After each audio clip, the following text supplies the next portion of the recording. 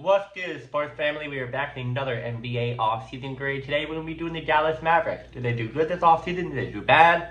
Are they going to be a playoff team or nah? So let's get started. Key roster move. D'Angelo Russell signed a 2-year contract to bolster the point guard position during Kyrie Irving's recovery. Russell is expected to start in Irving's absence and is motivated to prove himself a contract year. Dennis Smith Jr. re-signed a 1-year deal, returning to the team that drafted him. Smith brings defensive prowess and depth to the guard position. Cooper Flagg, selected in the 2025 NBA Draft. Flagg is expected to contribute immediately with his versatility and defensive skills. And then we have about 4 of these players: Ryan Nembhard, Miles Kelly, and Moussa, I pronounce their name, and Matthew Cleveland. These 3 guys signed a 2-way contract, another 2-way contract, signed a contract for 1 year, and also signed a contract for 1 year, which is pretty much going to help with the bench overall. As for departure, Josh Green traded to the Charlotte Hornets, opening opportunities for the younger players to step up, and Tim Hardaway Jr. signed a 1-year deal with the Denver Nuggets. And the injury updates: Kyrie Irving recovering from an ACL injury sustained on March 2025. Irving is ahead of schedule and pretty much in rehab at the moment, and is back in the gym, although return to full court action is still some time away. And last but not least, Anthony Davis returned to the court after off-season surgery to repair a detached something with his back, kind of, I'm correct. As you see, this is what the injury he had. Davis has resumed a full 5-on-5 practice, signaling good news for the Mavs' hope. So the outlook of this is that with a revamped roster featuring experienced veterans and promising young talent, the Mavericks aim to remain competitive in the Western Conference. The team's success will hinge on the health and performance to key players, pretty much backcourt.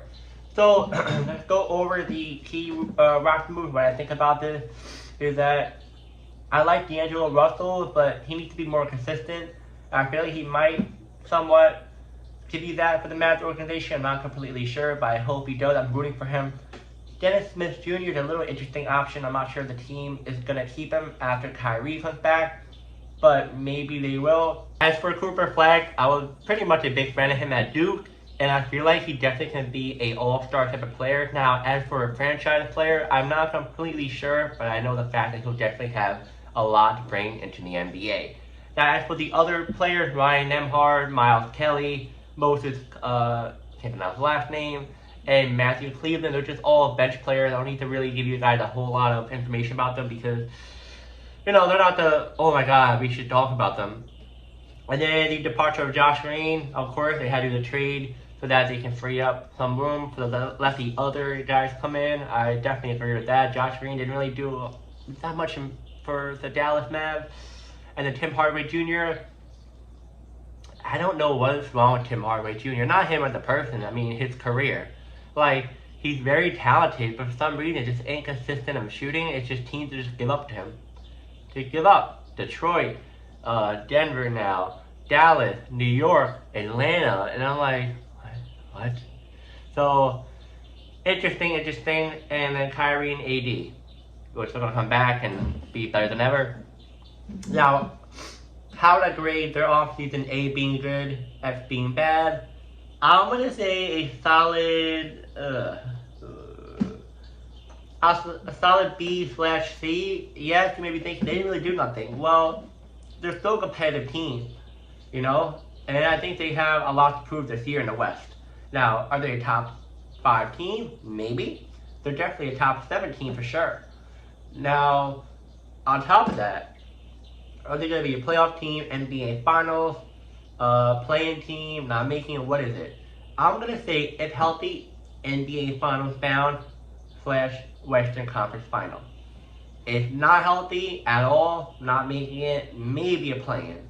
And if they are half injured, half healthy, playoff / play-in. Maybe leaning towards play-in more. Yeah, so I just don't feel confident in this team staying healthy. I just have a feeling that one's going to get injured than the other. Yes, you have Clay, yes, you have AD, yes, you have Kyrie, Cooper, Derek Lively, Gafford. But it's just always injury after injury. It's just, this is what I think. I know there's different prediction than the other videos I've done because injury-wise.